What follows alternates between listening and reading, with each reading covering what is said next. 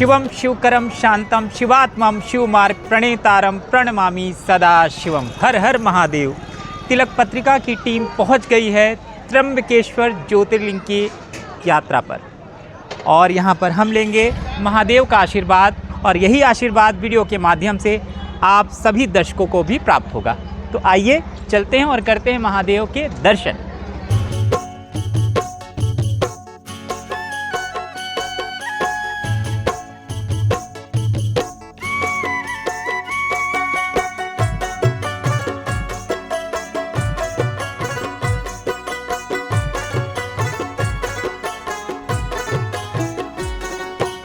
मंदिर में गर्भगृह के अंदर किसी भी तरह के कैमरे को ले जाने की अनुमति नहीं है, तो आपको हमें यहीं से दर्शन करवाना है और बताना है कि अंदर ज्योतिर्लिंग किस रूप में है। यहाँ पर सृष्टि के रचयिता ब्रह्मा जी, सृष्टि के पालन करता भगवान विष्णु और सृष्टि के संहारण करता भगवान शिव जी, ये तीनों भगवान यहाँ पर इकट्ठा विराजमान है।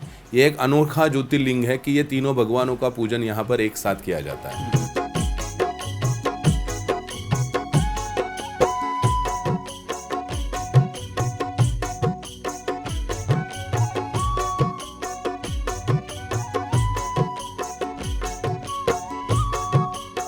शिव पुराण के अनुसार गौतम ऋषि की तपस्या और गोदावरी नदी के अवतरण से त्र्यंबकेश्वर ज्योतिर्लिंग की स्थापना हुई। यहाँ पर गौतम ऋषि की तपोभूमि इसलिए कहा गया है कि गौतम ऋषि ऐसे थे कि सुबह अगर समझो खेत के अंदर उन्होंने धान डाला तो वो शाम कर काटने के लिए आता था, इतना उनका तपोबल था। ये गौतम ऋषि की भी तपोभूमि है, इसलिए इसे गौतम ऋषि भी कहा, गौतम आश्रम भी कहा गया है पूरे त्र्यंबकेश्वर क्षेत्र के लिए।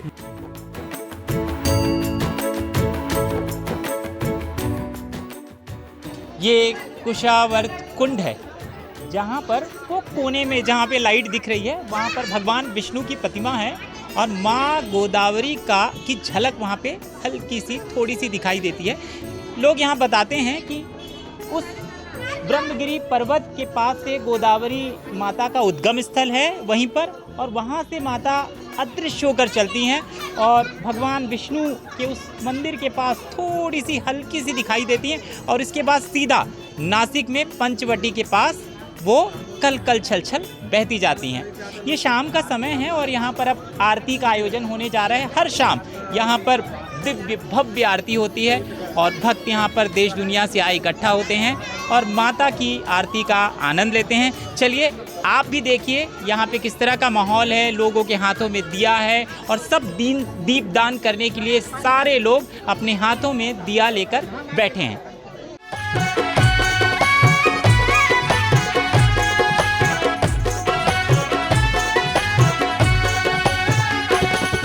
एक बात आपको बतानी बहुत ज़रूरी है, भीषण गर्मी है, लेकिन जैसे ही सूरज डूबने का समय आता है त्र्यंबकेश्वर का जो वातावरण है वो पूरी तरीके से बदल जाता है। एक तो भक्तिमय हो जाता है, आध्यात्मिक ऊर्जा से ओतप्रोत हो जाता है।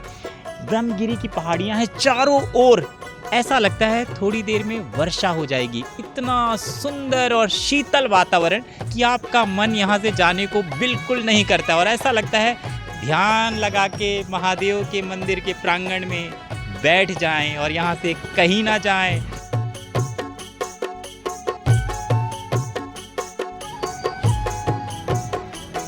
त्र्यंबकेश्वर ज्योतिर्लिंग के प्रांगण के बाहर बाजार है बहुत खूबसूरत सा, जहाँ पूजा पाठ का सामान मिलता है, गिफ्ट आइटम, भगवान के प्रतीक चिन्ह, ये सब सारा सामान मिलता है। खाने पीने की वस्तुएं, वो सारी खेल खिलौने बच्चे के, ये सब मिलते हैं। और यहाँ पर महागणपति भी विराजमान है। मुंबई के लाल बाग का राजा का स्वरूप है ये। और यहाँ के लोग जब उत्सव होता है, गणेश चतुर्थी होती है, तो उन 11 दिनों में यही मूर्ति स्थापित होती है और उसके बाद इनका विसर्जन नहीं होता है। छोटी मूर्ति जो स्थापित की जाती है उन 11 दिनों में उसका विसर्जन होता है और ये हमेशा 12 महीना इसी तरीके से यहाँ पे महागणपति विराजमान रहते हैं। जब हम इस यात्रा पर निकले तो हमें पता चला त्र्यंबकेश्वर ज्योतिर्लिंग के समीप ही माँ आंजनेय का पर्वत है, जहाँ पर भगवान हनुमान जी महाराज का जन्म हुआ था। इस पर्वत की ऊंचाई 4200 फीट ऊंची है। वहीं पर माता अंजनी का मंदिर है। पर्वत की तलहटी पर बाल हनुमान की स्वयंभू मूर्ति है। इस समय यहाँ पर बाल हनुमान की जो मूर्ति है, वहीं पर एक विशाल हनुमान जी की मूर्ति का नया निर्माण किया गया है। आइए मंदिर के अंदर चलते हैं और जानते हैं इस पूरे स्थान का महत्व, इतिहास और यहाँ के आकर्षण का केंद्र। एक्चुअल में जिस स्थल में आप लोग खड़े हो, ये सबसे बड़ी तपोभूमि कही गई है। तपोभूमि मतलब अमृत की कुछ बूंदें इन क्षेत्रों में गिरने की वजह से 12 साल में एक बार यहाँ पे कुंभ के मेले का आयोजन होता है, इसलिए ये पूरी अमृत भूमि कहलाती है। अंजनी देवी ने पुत्र प्राप्ति के लिए जो कठिन तपश्चर्या की थी वो इस पर्वत के ऊपर की थी, इसलिए पूरे भारतवर्ष में इसे अंजनी पर्वत के नाम से जाना जाता है। और कहते हैं कि अंजनी की जो तपोभूमि है वहीं पे हनुमान जी की तप मुद्रा में 11 फीट में बैठे हुए हनुमान जी की मूर्ति है। तो इस पर्वत के ऊपर भगवान शिव जी ने पुत्र प्राप्ति का वरदान अंजनी माँ को दिया था। आज भी उनके गुफा के प्रमाण यहाँ पे देखने को मिलते हैं। और जैसे कि अंजनी माँ ने जो यहाँ पे तप किया था, इसके पीछे कई कारण बताए जाते हैं। जैसे कि अंजनी माँ ने जो इस स्थल में तप किया था, उनके पिता ने भी इसी क्षेत्र में तप किया था, त्र्यंबकेश्वर में। गौतम ऋषि, गौतम अंजनी माता के पिता है। गौतम ऋषि की कन्या अंजना देवी है और अंजनी माँ की जो माता है वो अहिल्या देवी है। तो उन्होंने यहाँ पे तप करने की वजह से जहाँ पे पिता ने तप किया था उसी क्षेत्र में भी अंजनी माँ ने तप किया, ये कहा जाता है।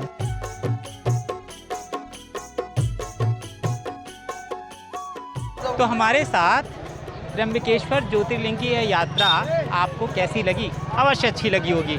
ये है ही दिव्य, भव्य और आध्यात्मिक ऊर्जा से ओत-प्रोत स्थान है ये।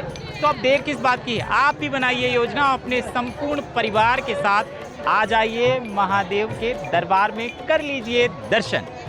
तिलक पत्रिका के लिए त्र्यंबकेश्वर से कैमरामैन करण जी के साथ संजय मिश्रा की रिपोर्ट। हर हर महादेव।